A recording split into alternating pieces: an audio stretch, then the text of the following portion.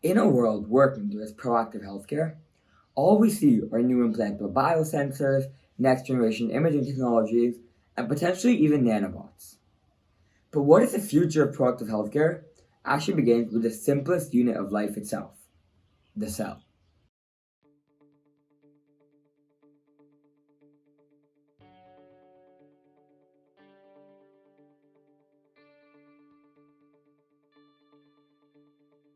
How's it going, guys? It's Ahan. I'm back with another amazing project. Cannot wait to share with all of you today. This project is all around using nanotechnology to design an artificial red blood cell. So the main purpose behind this was that there are a couple of reasons, but the first one being that we still do not have a safe, effective, and reliable way to produce artificial blood. You're telling me that we can synthetically print entire organs, but we can't replicate the most abundant cell in our body? Something doesn't add up. Not to mention the dozens of issues with blood transfusion, from contamination, donor rejection, lack of supply, time urgency, and more, all point that this is an unsustainable process and there needs to be a change in the future. So this artificial red blood cell does two main things. It first optimizes the normal functions of a red blood cell, namely oxygen and carbon dioxide transport, but it also enables a proactive diagnosis and treatment of atherosclerosis, hypotension, and hypertension, as well as a variety of diseases.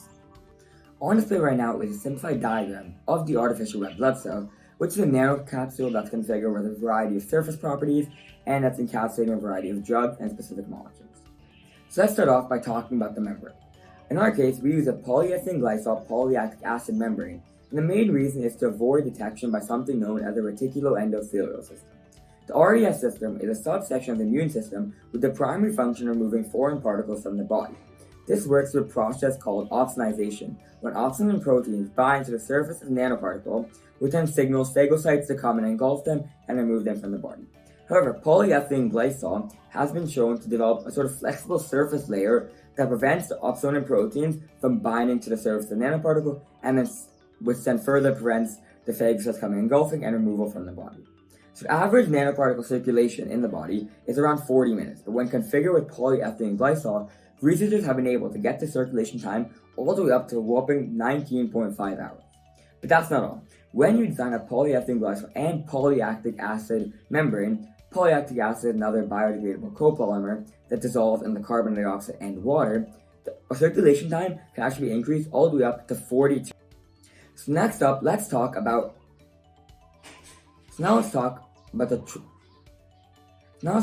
traditional function of a red blood cell: oxygen and carbon dioxide transport.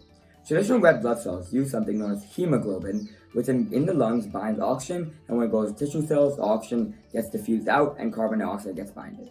And so instead of using traditional hemoglobin, polyhemoglobin, which is essentially formed by the cross-linking of hemoglobin, has been shown to be more effective and more efficient at delivering oxygen and carbon dioxide throughout the body.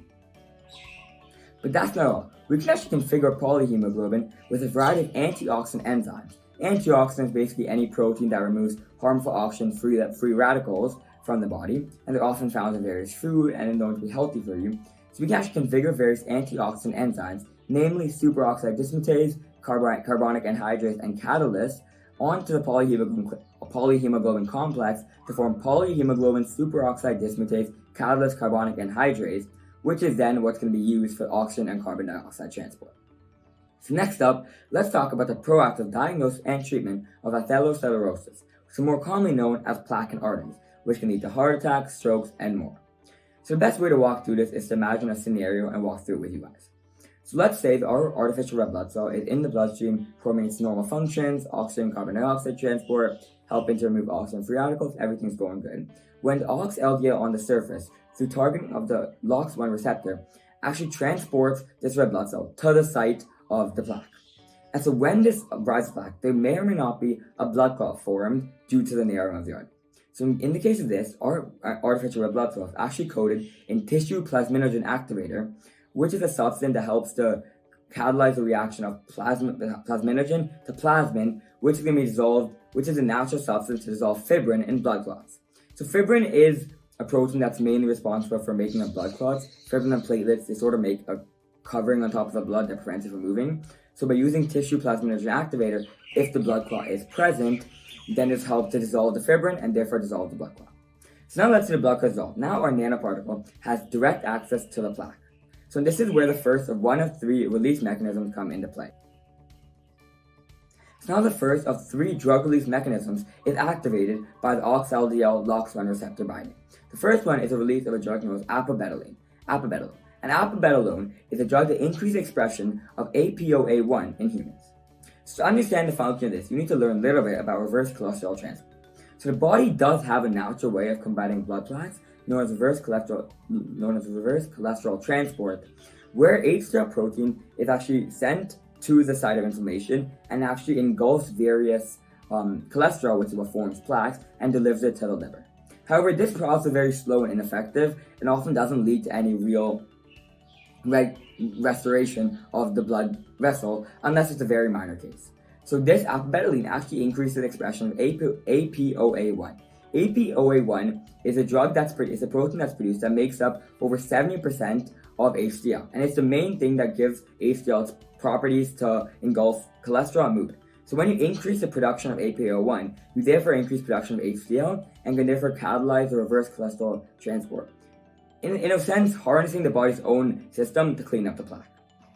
The second drug release mechanism is the release of the chemical inhibitor of CD47-SIRPα.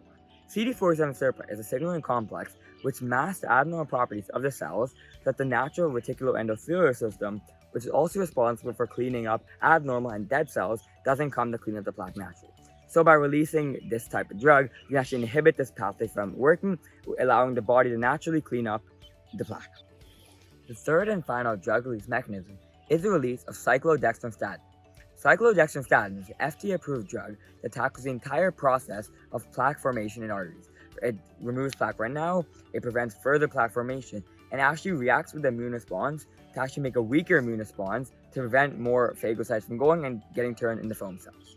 So overall, to summarize, the entire process of the proactive treatment and diagnosis of atherosclerosis is using OX-LDL to target the LOX1 receptor, then coating of tissue plasminogen activator if needed, and if there is no blood clot, then the TPA actually helps with dissolving the fibrin cap on the actual plaque itself, and then the release of apabetolone, the chemical inhibitor of CD47-SIRPα, and cyclodextrin-statin.